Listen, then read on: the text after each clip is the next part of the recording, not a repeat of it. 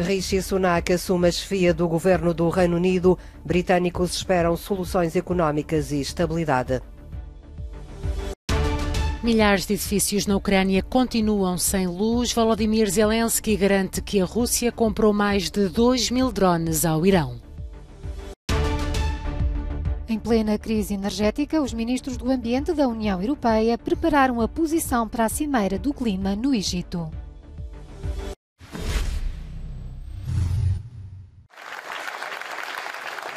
O mais jovem primeiro-ministro do Reino Unido dos últimos 2 séculos carrega o peso de todas as expectativas políticas e económicas do país. Rishi Sunak nem sequer terá direito a estado de graça. Face à crise, espera-se que arregace as mangas e apresente o mais rapidamente possível o novo governo. Sunak é jovem, mas não inexperiente, conhece bem a dinâmica do poder. Foi o ministro das Finanças durante a pandemia no governo chefiado por Boris Johnson. Agora, para além de resolver os graves problemas económicos do reino, tem de criar estabilidade política. Estabilidade e unidade foram as ideias-chave do seu primeiro discurso como líder conservador. Sunak apontou como prioridade reunir o partido e o país porque, disse, só assim será possível superar os desafios e construir um futuro melhor para os nossos filhos e os nossos netos.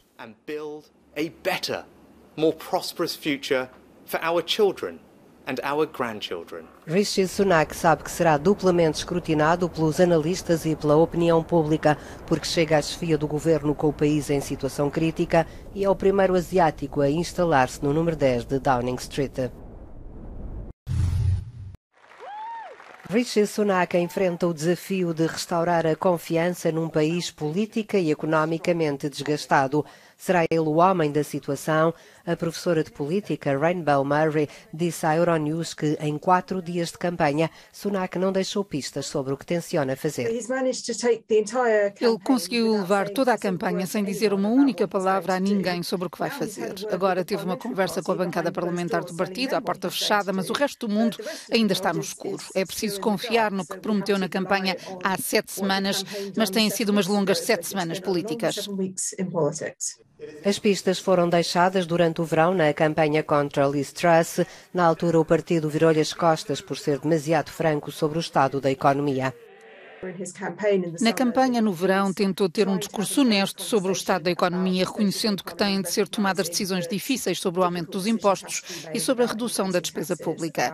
Em termos de política social, tem um grande desafio ao tentar unir o partido que está bastante dividido a este respeito.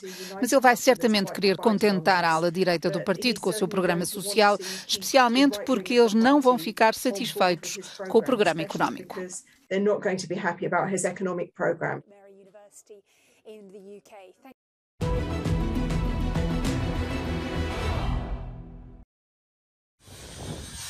Milhares de casas, escolas e hospitais continuam sem luz na Ucrânia. Os últimos ataques com drones às infraestruturas energéticas no país causaram danos significativos no sistema energético nacional. O presidente ucraniano garante que a Rússia comprou mais de 2.000 drones ao Irão e alertou Israel e o mundo sobre as consequências desta aliança. Como é que acham que a Rússia paga ao Irão? Estará o Irão apenas interessado em dinheiro? Provavelmente não se trata apenas de dinheiro, mas de assistência russa ao programa nuclear iraniano.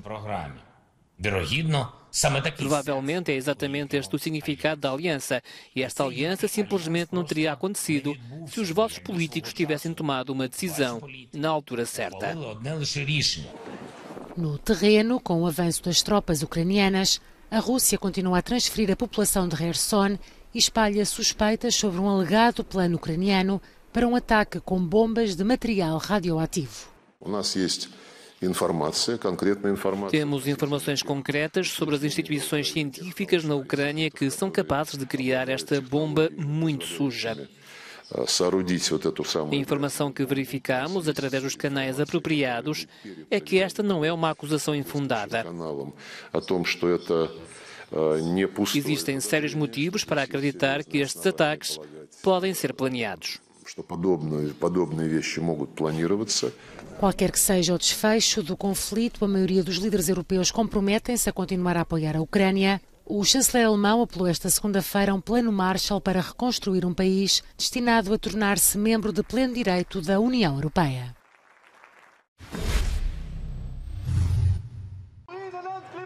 A União Europeia debateu qual será a sua posição para a Cimeira do Clima COP27, que começará a 6 de novembro no Egito. A guerra na Ucrânia criou uma séria crise energética, mas os ministros do Ambiente dizem que não se podem atrasar os esforços para diminuir rapidamente a utilização de combustíveis fósseis muito poluentes, tais como o carvão. O consenso na reunião no Luxemburgo, segunda-feira, é que o aumento deve ser temporário. Necessitamos de alguma flexibilidade a curto prazo. Alguns países estão novamente a aumentar o consumo de carvão e gás, mas é temporário e por razões de segurança energética. A conclusão que retiramos da guerra é que precisamos de acelerar a nossa transição energética. Mesmo que utilizemos um pouco mais de carvão atualmente, vamos progredir rapidamente e o ritmo de redução das emissões poluentes será mais rápido.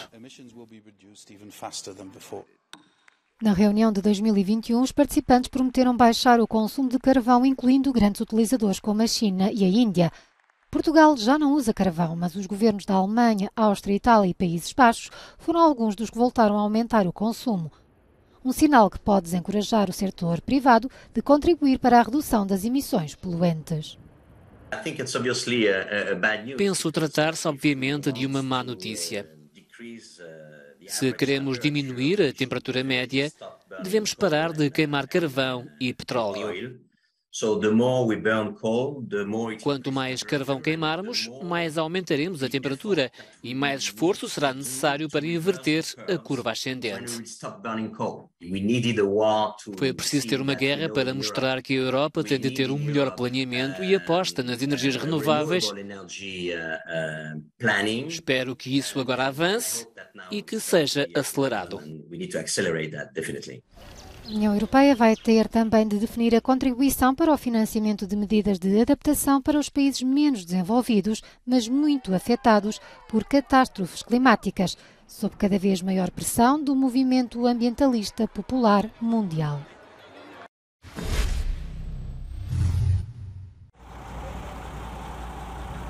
A seca ameaça o lago Techirghiol, no leste da Roménia. A água recuou cerca de 50 metros. Este é o maior lago de água salgada da Roménia e é conhecido pelas qualidades da água salgada mineralizada e pela lama usada no tratamento de várias doenças. No lugar onde estou agora havia água até há pouco tempo, mas por causa da seca, a água do lago recuou cerca de 50 metros. Aquele barco é um bom exemplo porque até há pouco tempo estava na água, agora está em terra firme. Dezenas de milhares de turistas vêm todos os anos à procura de tratamentos de água salgada e lama. Estive também em Lago Sarat, no Lago Salgado em Braila. Também secou. A natureza é que manda. O nível da água do lago estava cá em cima, nas pedras, não havia lama seca. Agora está a recuar. A natureza é extraordinária. A lama é retirada das áreas profundas do lago. Demora vários anos a ser produzida. A área de onde é retirada e a lama terapêutica tem vários anos de mineralização. Portanto, não é influenciada apenas por um determinado verão. Provavelmente, na primavera, vamos ver as águas chegarem aqui. Não é certo, mas é possível. Os especialistas dizem que a culpa é do aquecimento global, mas que a qualidade e quantidade de lama não será afetada. Após os exames clínicos realizados pelos médicos assistentes, não verificamos alterações dos resultados esperados na terapia com lama nos nossos pacientes. O lago Techirghiol estende-se por uma área de 10 km² e a sua profundidade máxima é de 9 metros em águas abertas, de onde a lama é extraída.